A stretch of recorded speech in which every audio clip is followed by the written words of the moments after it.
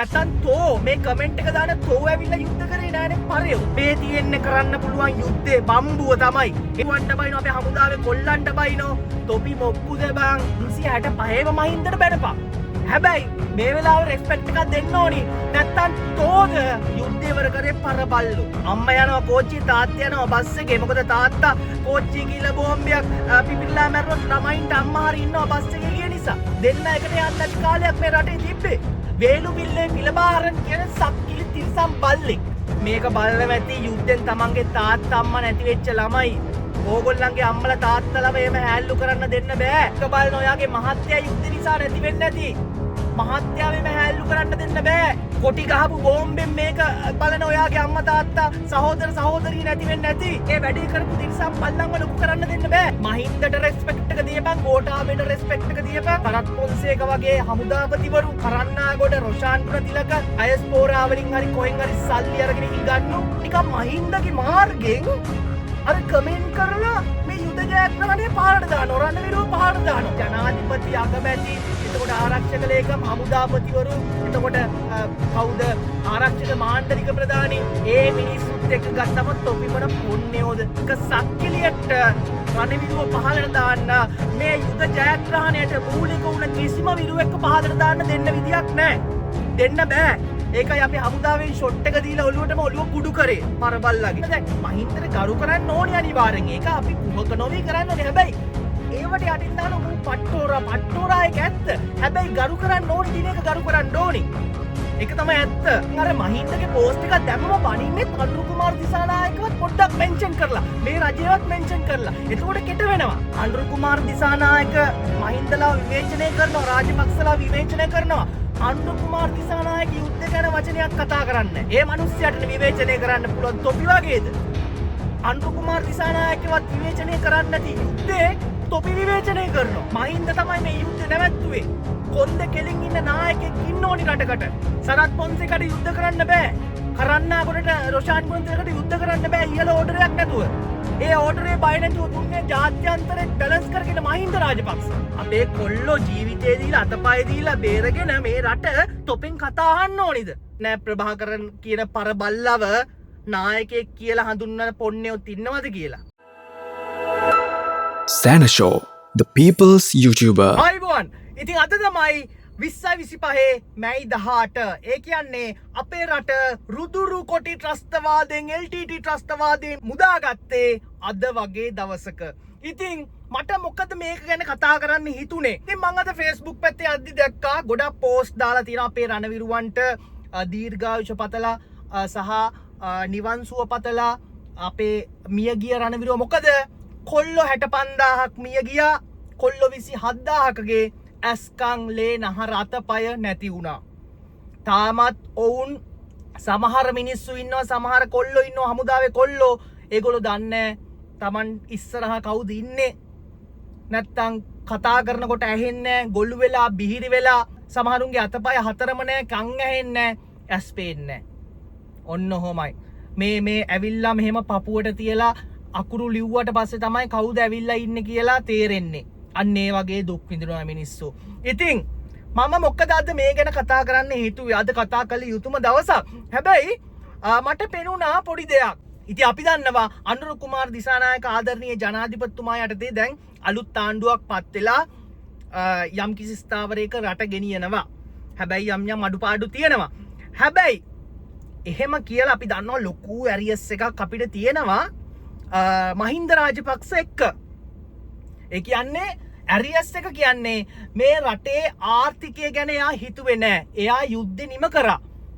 දැන් අපි බැලුවොත් අද වගේ දවසක හිටපු සේනාධිනායක, හිටපු විධායක ජනාධිපති මහින්ද රාජපක්ෂට අනිවාර්යෙන්ම අපි ඩබල් සැලියුට් කරන්න ඕනි. හමුදාපතිවරුන්ට ඩබල් සැලියුට් කරන්න ඕනි. ගොඩක් අය කියනවා අපේ රණවිරුව යුද්ධ කරේ, මහින්දලා නෙවෙයි යුද්ධ කරේ. එතකොට හමුදාපති සරත් පොන්සේක තමයි යුද්ධ කරේ. නියම යුද විරුව ඔහු කියලා. ඔව්. සරත් පොන්සේක කියන්නේ නියම අර සුපිරි වීරෙක්. අර අපි දැක්කට කාඩ්බෝඩ් වීරයෝ එක ෆිල්ම් වල සුපර්මෑන්ලා, ස්පයිඩර්මෑන්ලා දැක්කට අපි දැකපු නියම වීරයෙක් තමයි සරත් පොන්සේක. ඒ හා සමානම අපේ මියගිය ඇස්කන්ලේ දන් දුන්න අපේ රණවිරුවෝ තමයි රියල් වීරයෝ. රියල් චණ්ඩි රියල් වීරයෝ. අන්නේ ගොල තමයි. ඉතින් සරත් පොන්සේක විතරක් නෙවෙයි කරන්නාගොඩ මැතිතුමා හිටපු නාවික හමුදාපති ඒ වගේම රොෂාන් ගුණතිලක මහත්තයා අපේ එයා ෆෝස් නැත්තම් ගුවන් හමුදාපති. ඉතින් ඒගොල්ලෝ හැමෝටම අපි ආදරේ අපි ගරු කරනවා. හිසනම ආචාර්ය කරනවා. ඒ වගේම ඒවකට හිටපු ආරක්ෂක ලේකම් ගෝඨාභය රාජපක්ෂ මැතිතුමා හිටපු ජනාධිපති. ඉතින් එතුමාටත් අනිවාර්යෙන් හිසනම ආචාර්ය කරන්න ඕනි. ඒ වගේම මේ හැමෝම පාලනය කරපු හිටපු සේනාධිනායක මහින්ද රාජපක්ෂ මහත්තයාට මේ වගකීමේ 100%ක්ම ගෞරවය යන්න ඕනි. ඒක අපි දෙන්න කුහක වෙන්න ඕනේ නැහැ. ඒකට අපිට දේශපාලනයක් අවශ්‍ය නැහැ. මොකද මම එහෙම කියන්නේ හරි කෙලින් තීරණ ගන්න හරි කෙලින් නායකයෙක් නැත්තම් මේ යුද්ධය කොයිම වෙලාවකවත් ඉවර කරන්න බෑ. කවමදාවත් ඉවර කරන්න බෑ. මොකද අපි දැක්කා මහින්දට කලින් නැත මහින්ද රාජපක්ෂ විදායක ජනාධිපතිතුමාට කලින් හිටපු විදායක ජනාධිපතිවරු කොහොමද මේ යුද්ධ විකුණන් කෑවේ? ත්‍රස්තවාදීන්ට ආයුධ දුන්න උන් හිටියා, සල්ලි දුන්න උන් හිටියා. උන් කරේ තමන්ගේ මැතිවරණය දිනාගන්න මිනිස්සු වටේ බය පතුරවලා අපිට දුන්නොත් අපි මේක කරනවා. අන්න ඒ වගේ මතයක් පතුරවලා නැත්තම් තමන්ගේ විරුද්ධ දේශපාලකයන්ව මරලා තමන්ට විරුද්ධ වෙන කෙනාව මරලා තමන්ගේ බලය රැකගත්ත එක තමයි උන් කරේ. උන් කවදාවත් මිනිස්සු ගැන හිතලා මේ රටේ තිබ්බ ත්‍රස්තවාදය නැති කරන්න කටයුතු කරේ නෑ. ඒක තමයි ඇත්ත. ඒක අපේ මිනිස්සු හැමෝම පිළිගන්නවා. ඉතින් හැබැයි ඒව නැතුව කෙලින් වැඩක් කරපු මිනිහෙක් තමයි මහින්ද රාජපක්ෂ. හැබැයි මහින්ද රාජපක්ෂ රට හැදුවට රට සංවර්ධනය කරා. බොරු කියන්න ඕනේ හයිවේ එක ඇහුවා. ඒ හැමදේටම දැන් අපි වුණත් ඉක්මනට ගමනක් යන්නේ හයිවේ එකේ. ගාල්ලට යන්න පුළුවන්, කුරුණෑගලට යන්න පුළුවන්. ඒවට රෙස්පෙක්ට් එක ඩබල් සැලියුට් කරන්න ඕනේ. හැබැයි මහින්ද රාජපක්ෂට තමන්ගේ බලය අර පාලනය කරගන්න මේ දුන්නේ නෑ සමහරු. ඒ කියන්නේ පවුල අර නික අපි රට හැදුවට පවුල හදාගන්න බැරි වුණා මහින්ද රාජපක්ෂට. ශිරන්දි රාජපක්ෂ, නාමල් රාජපක්ෂ, එතකොට රොකට් එක යවපු පුංචි කොල්ලා, එතකොට අනිත් එක්කෙනා කවුද? යෝෂිත. ඔන්න ඔය සෙට් එක තමයි කෑවේ. ඊට අමතරව බැසිල් රාජපක්ෂ වගේ ඒ සෙට් එක තමයි නැත්තට නැති කරේ. සහ වටේ හිටපු සහචරයෝ ඇමති මන්ත්‍රී හොඳට හොරා කනවා, හොඳට දූෂණ වැඩ කරනවා. හැබැයි මහින්ද රාජපක්ෂ දැක්කේ නෑ වගේ හිටියා. ඔන්න ඕක තමයි කතන්දරේ. ඔන්න ඕක තමයි මහින්ද රාජපක්ෂව 2014 ගෙදර යවන තරමට පත් උනේ. සහ ඔය නාමල් කොච්චර කොහොම ආවත් ඉස්සරහට ඇත්ත කතාව තමයි රජෙක් වගේ මැරෙන්න හිටපු මිනිහෙක් නැත්නම් රජෙක් වගේ මිනිස්සු මල් තියලා වඳින්න ඕනි මිනිහෙක්ව බල්ලෙක් ගාන්ට අනාථ කරපු අන්න අර වගේ පුතෙක් තමයි නාමල් රාජපක්ෂ කියන්නේ. එයා තමයි දැන් ওই ජනාධිපති වෙන්න දඟලන්නේ. නාමල් රාජපක්ෂ ගැන ඉස්සරහට මම වීඩියෝ එකක් කරනවා. හැබැයි මේ විදියට නෙවෙයි. ඒක ඕගොල්ලෝ අනිවාර්යෙන් බලන්න. ඉතින් මට අද කියන්න ඕනේ උනේ මේ මහින්ද රාජපක්ෂට ගොඩක් අය දැන් අපි ඩබල් සැලියුට්. අපි මෙහෙම පාරේ බහැලා යන්නේ මහින්ද රාජපක්ෂට ඒ කාලේ ගත්ත කෙලින් තීරණ නිසා. කෙලින් තීරණ නිසා. හැබැයි මේ යන රජය අනුර කුමාර දිසානායකවයි මහින්ද රාජපක්ෂවයි එකට තිබ්බට පස්සේ අනුර කුමාර දිසානායක කියන්නේ කවදාවත් හොරගම් කරන මිනිහෙක් නෙවෙයි. දූෂණය කරන, වංචාව කරන මිනිහෙක් නෙවෙයි. පිරිසිදු මනුස්සෙක්. පිරිසිදු මනුස්සෙක්. ඒක අපි එකෙන්ම පිළිගන්නවා. අනුර කුමාර දිසානායක කියන්නේ කිසිම චෝදනාවක් නැති මේ ඉතිහාසයේම පත් වුණ පිරිසිදුම නායකයා. බලු වැඩ තිරිසන් වැඩ කරන්නේ නැති නියම මිනිහෙක්. හෙළ ඒ කියන්නේ පොඩි මිනිහාගේ දුක තේරෙන පොඩි තැනකින් ආපු පවුල් පාලනයක් නැති එළ කොල්ලෙක්. ඒක හරි. අපි ආදරෙයි අපි රැක ගන්න ඔය මිනිස්සයව. ඒ මිනිස්සයා තමයි මේ රටට ඕනේ. ඒක කිසිම කතාවක් නෑ. හැබැයි මේ ටික යන විදිහට හදිසිය අපි රීප්ලේස් කරමුකෝ අනුර කුමාර දිසානායකව මහින්ද රාජපක්ෂ ඒ කාලේ හිටපු විදිහට. මට නම් එතරම් විශ්වාසයක් නැහැ අනුර කුමාර දිසානායක යුද්ධය ඉවර කරයි කියලා. මොකද ජරා වැඩවලට අර කලින් හිටපු නායකයෝ කරපු ඒ දේවල් වලට නෙවෙයි. තාම එතුමාගේ කෙලින් තීරණයක් මට පෙනුනේ නැහැ. තාම. මොකද මම හිතන විදිහට මට හිතෙන්නේ තාම මේ රාජ්‍ය පාලන තන්ත්‍රය ඇතුලේ ඉන්නේ කලින් ආණ්ඩුවල ජරාව කාපු නැත්තම් තිරිසන් උදවිය. තාම අනුර කුමාරගේ ඕඩර්ස් අනුර කුමාර දුන්නට යටට යන්නේ නැහැ. සෙව්වන්දිව හොයාගන්න බැරි වුණා. ටීචර් අම්මා බාර වෙනකම් හොයාගන්න බැරි වුණා. දේශබන්දු හොයාගන්න බැරි වුණා. තාම හතර වටේම වෙඩි තියාගන්නවා. ඒ කතන්දරත් එක්ක තාම අනුර කුමාර මහින්ද රාජපක්ෂ තරම් කෙලින් මිනිහෙක් කියලා තාම අපිට කියන්න බෑ. ඒක තමයි ඇත්ත. හරි. ඒක එතනින් තියමුකෝ. හැබැයි දැන් මම මොකද්ද කියන්න ගියේ? මම දැක්කා මහින්ද රාජපක්ෂට Facebook එකේ බනිනවා. ඒක හරි. ඒක බනින ඕනම කෙනෙක් අපිව දවස් ගාණක් කන්න නැති කරා. එතකොට දැන් එයා රට බේරගත්තා. එයා මේ රට සුක්කිත මුදිත කරලා මුල්ලදී මේ සංවර්ධනය කරා. ඒක අපිට ගියාට පස්සේ වෙන හයිවේ හැදුවා, යාපනය සංවර්ධනය කරා, දකුණ සංවර්ධනය කරා. ඒවට ඩබල් සෙලියුට්. හැබැයි එයාට අර පාලනය කරගන්න බැරුව තමන් වටේ හිටපු සහචරයෝ. මම නැවතත් කියනවා. හරි. දැන් ඒක බනිනවනේ. දැන් මහින්ද රාජපක්ෂට ඕන වෙලාවක පොහොට්ටුවට බයිනවා, මහින්දට බයිනවා. ඒක සාධාරණයි. මිනිස්සු පට්ට කට්ටක් කෑවා. මිනිස්සු අන්තිමට කන්න බොන්න නැතුව ගෑස් පෝලිං වල තෙල් ටික නැතුව තෙල් පෝලිං වල මැරලා වැටෙන්න ගත්තා.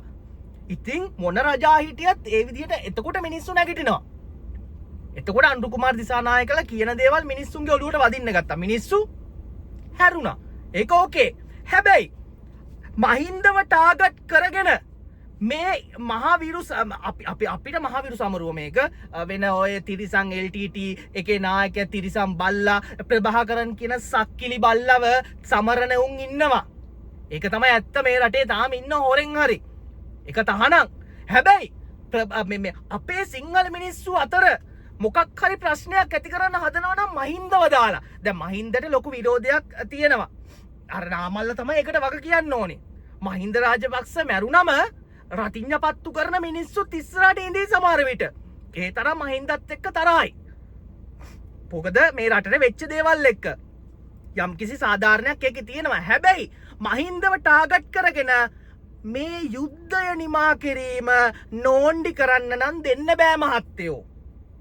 මහින්ද රාජපක්ෂ කෙලින් තීරණ ගත්ත නිසා, හමුදාපතිවරු කෙලින් ගහපු නිසා, ගිහිල්ලා ගේම් එක ලස්සනට මැච් එක ගහපු නිසා යුද්ධය ඉවරුණා. හැබැයි දැන් මොනවද කියන්නේ ගොඩක් උන්? කමෙන්ට් වල බලන්නකෝ, පෝස්ට් බලන්නකෝ. යුද්ධෙ විකුණන් කනවා. එතකොට හරි ඕක ඉවරයිනේ. ඕනම හොරකෙට ඕනම එකෙක්ට ඉතින් යුද්ධ කරන්න පුළුවන් ඕන ජනාධිපති කෙනෙක්ට. මේ තියෙන්නේ කරන්න පුළුවන් යුද්ධේ බම්බුව තමයි. එහෙනම් කරන්න බැයි බං.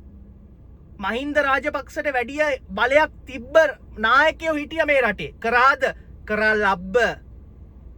ලබ්බ කරා. අපි එකට රෙස්පෙක්ට් එක දෙන්න ඕනි මහින්දට.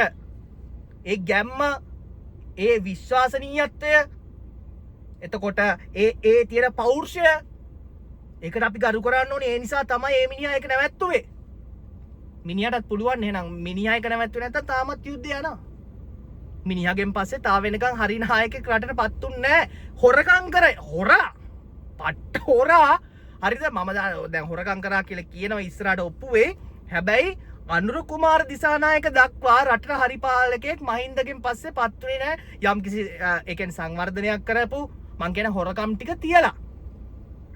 මේ රට නැත්තට නැති වුණා ගෝඨාභයගේ කාලේ. ඒවට ඒගොල්ලෝ වග කියන්න ඕනේ. හැබැයි අර යුද්ධ කාලෙදි ගත්ත කෙලින් තීරණ මං කියන්නේ යුද්ධෙන් පස්සේ යා හොඳට කරගෙන ගියයි කියලා. යුද්ධෙන් ඉස්සල්ලා ගත්ත තීරණ නැත්තම් යුද්ධ වෙලාවේ කෙලින් තීරණ ගත්ත විදිහට තීරණ ගත්ත නායකයෙක් අනුර කුමාර දිසානායක දක්වා තාම වෙනකන් ආවේ නැහැ.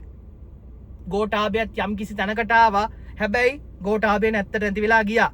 ඒ වගේම අනුර කුමාර දිසානායක ගැන අපි ඉස්සරහට බලමු කොහොමද කියලා. හැබැයි අපිට ආදරණීය නායකයෙක් ඔහු. හොරෙක් නෙවෙයි. මම ඉස්සරහ කිව්වා වගේ. හරි. සමහර සක්කිලියෝ ඉන්නවා මේ යුද්ධ ජයග්‍රහණය නැත්තම් මේ සැමරුම නැත්නම් අර මිනිස්සුන්ගේ තියෙන සංවේදීකම රණවිරුවන්ට ඒව නැති කරනවා. මහින්දලව දාලා නැත්තම් වෙන මොනා හරි දාලා මහින්දලා මෙන්න මෙහෙම හොරකම් කරේ. ඔයා බලන්න දැන් මහින්දට ගරු කරන්න ඕනේ අනිවාර්යෙන්. ඒක අපි කුහක නොවි කරන්න ඕනේ. හැබැයි ඒවට යටින් දාන මූ පට්ටෝරා එක ඇත්ත. හැබැයි ගරු කරන්න ඕනි දින එක ගරු කරන්න ඕනි. ඒක තමයි ඇත්ත.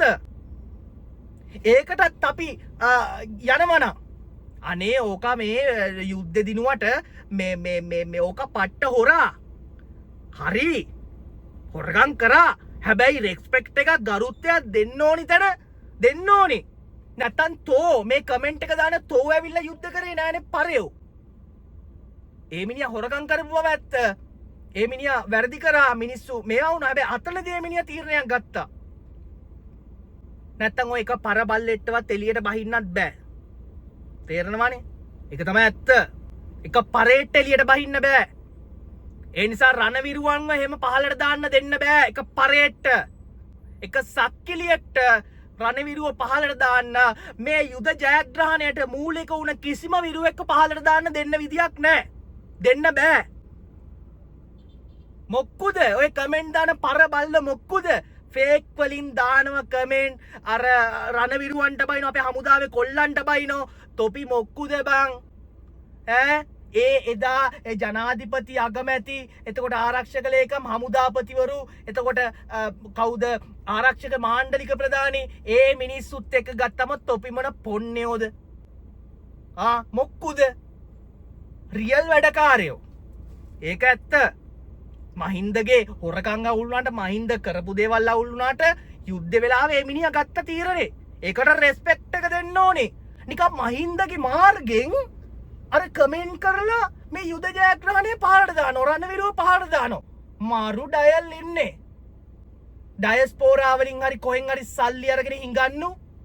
අපි දැක්කර දළදා වහන්සේ ඉදිරිපිට පොලිසිය හමුදාවේ ගැටුනම ඒත් හමුදාව පහළට දාන්න ගත්තා. අපි ඉන්න කන්නම් එහෙම කරන්න හම්බෙන්නේ නැහැ. මැරුණත් අපි හමුදාවේ මිනිස්සු අපේ රණවිරු වෙනුවෙන් පෙරී ඉන්නවා. අපි ගෝතයෝ නෙවෙයි අපි රියල් හෙලයෝ. අපි කතා කරන්නේ නැහැ නැත්තම්. ෆේක් වලින් පුක දෙන රණවිරුව නැත අපේ හමුදාවේ කොල්ලන්ට ෆේක් වලින් ගහන පකේලා නම් අපිට අදාළ නැහැ. මහින්දට රෙස්පෙක්ට් එක දීපන්, ගෝඨාභයට රෙස්පෙක්ට් එක දීපන්. ඒ වගේම සරත් පොන්සේක වගේ හමුදාපතිවරු කරන්නාගොඩ රොෂාන් ගුණතිලක ඊට අමතරව අපේ දිවිපිදුව අපේ කොල්ලෝ හමුදාවේ කොල්ලන්ට රෙස්පෙක්ට් එක දීලා ඉතුරු ඕන දෙයක් කරපන්. 365ම මහින්දට බැනපන්. හැබැයි මේ වෙලාවේ රෙස්පෙක්ට් එකක් දෙන්න ඕනි. නැත්තම් තෝද යුද්ධය ඉවර කරේ පරබල්ලෝ. මොකෙට්ටවත් කියන්න බෑ. අනුරු කුමාර දිසානායක මහින්දලා විවේචනය කරනවා, රාජපක්ෂලා විවේචනය කරනවා. අනුරු කුමාර දිසානායක යුද්ධ ගැන වචනයක් කතා කරන්නේ. ඒ මිනිස්සයාට විවේචනය කරන්න පුළුවන් තොපි වගේද? අනුරු කුමාර දිසානායකවත් විවේචනය කරන්නේ නැති යුද්ධේ තොපි විවේචනය කරනවා. ඒ බලපන් අනුරවයි මහින්දවයි එකට දාලා මේ යුද්ධ විවේචනය කරන හැටි. දැන් අර මහින්දගේ පෝස්ට් එකක් දැම්මම බනින්නේ අනුරු කුමාර දිසානායකවත් පොඩ්ඩක් මෙන්ෂන් කරලා, මේ රජයවත් මෙන්ෂන් කරලා. එතකොට කෙට වෙනවා. එතකොට අර බයියෝයි ජෙප්පෝයි හැප්පෙනවා. මේකේ ලොකු ගේමක් තියෙනවා.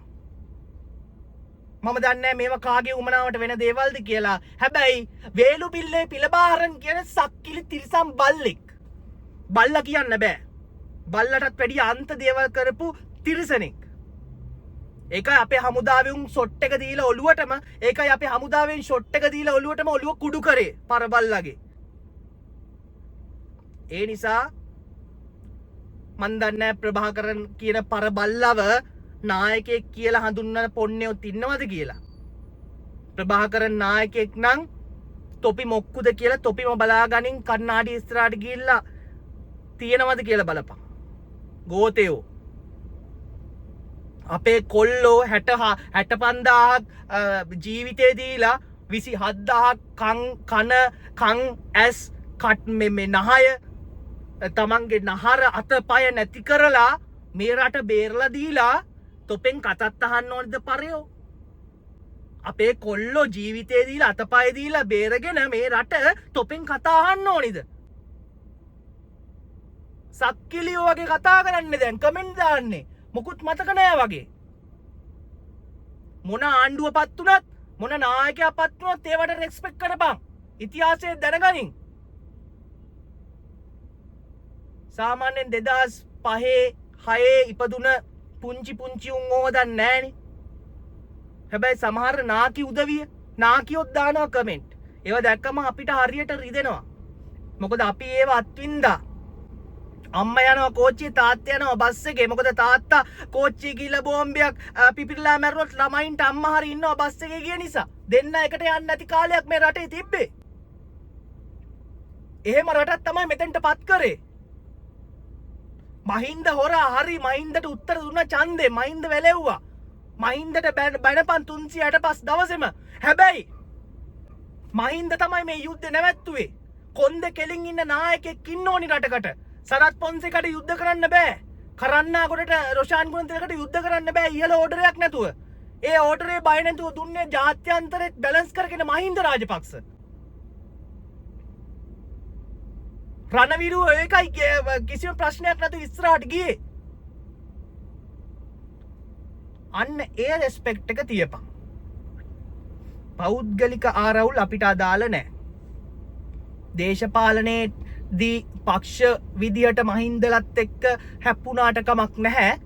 හැබැයි මේ යුද ජයග්‍රහණයේ රෙස්පෙක්ට් එක මහින්දට දෙන තරම් මනුස්සකමට හැදියම්. කුහක වෙන්න එපා. සහ මහින්දගේ ෆොටෝ දාගෙන යුද්ධ ජයග්‍රහණය පාල්දු කරන්නත් එපා පරයෝ. ඒකයි කියන්න තියෙන්නේ. ඉතින් ඔන්න ඕකයි අපේ රණවිරුවන්ට පොලිසිය හමුදාව පොලිසිය 600ක් එකතැන මැරුණා.